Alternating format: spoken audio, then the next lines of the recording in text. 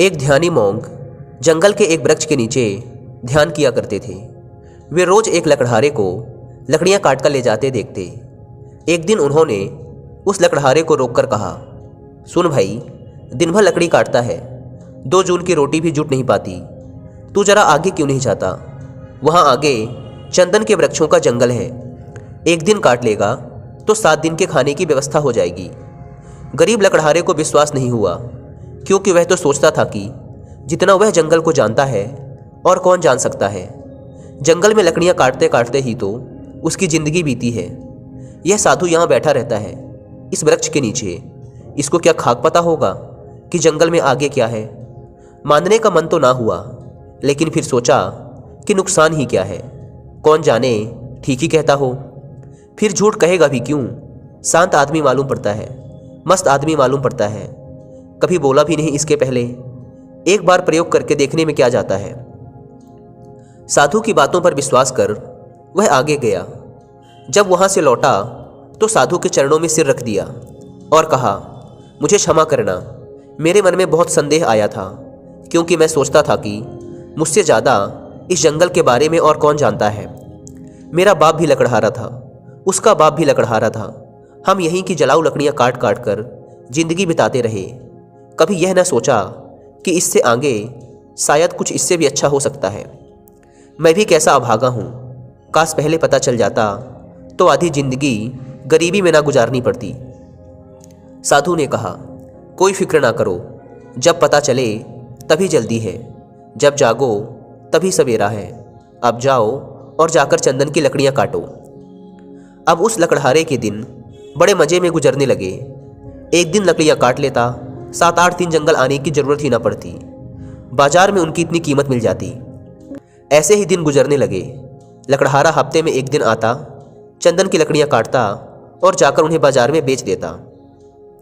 एक दिन जब वह लकड़हारा लकड़ियां काटने जा रहा था तो उस साधु ने उसे रोककर कहा, तुम जब से चंदन की लकड़ियां ही काट रहे हो, आगे नहीं गए?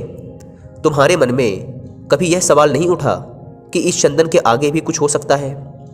यह तो मुझे समझ ही नहीं आया। यह तो मेरे मन में सवाल ही नहीं आया कि चंदन के आगे भी कुछ हो सकता है, लकड़हारे ने कहा।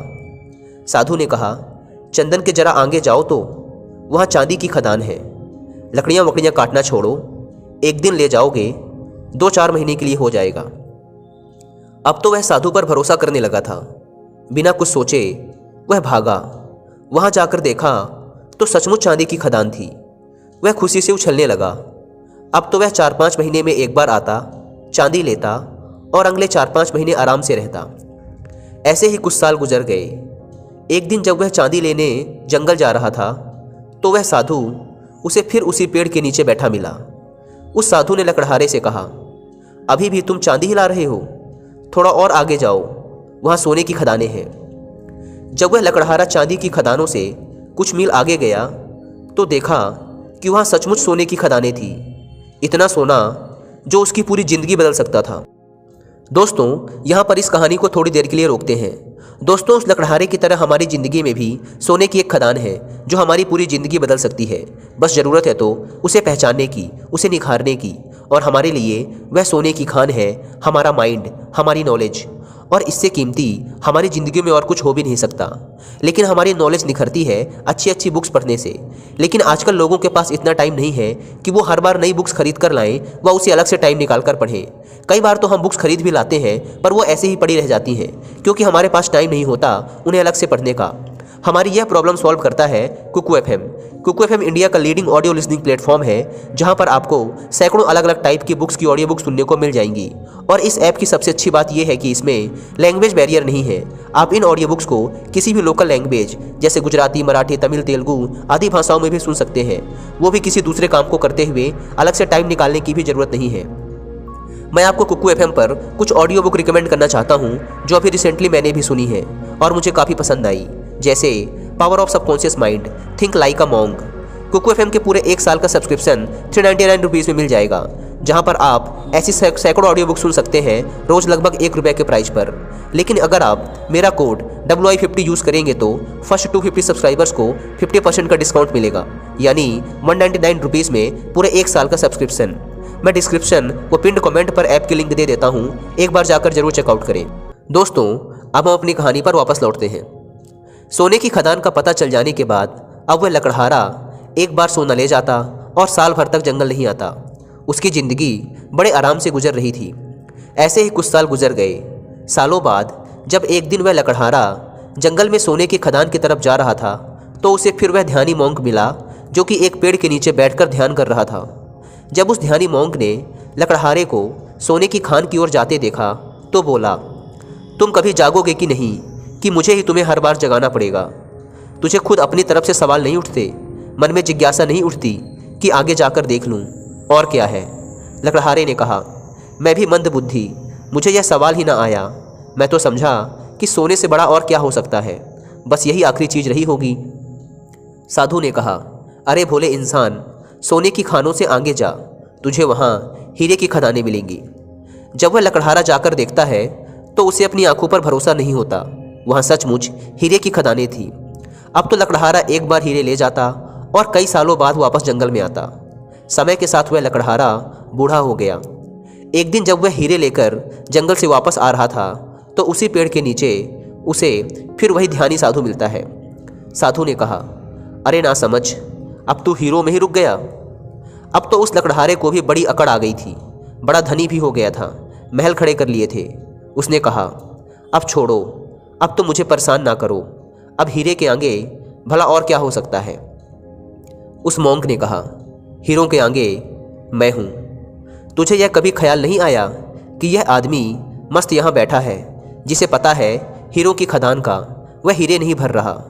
इसको हीरों से भी आगे, हीरों से भी बड़ा और बहुमूल्य कुछ मिल गया होगा, तभी यह यहाँ निश्चिंत पेड़ के नीचे बैठा रहता है। तुझे यह कभी विचार नहीं आया?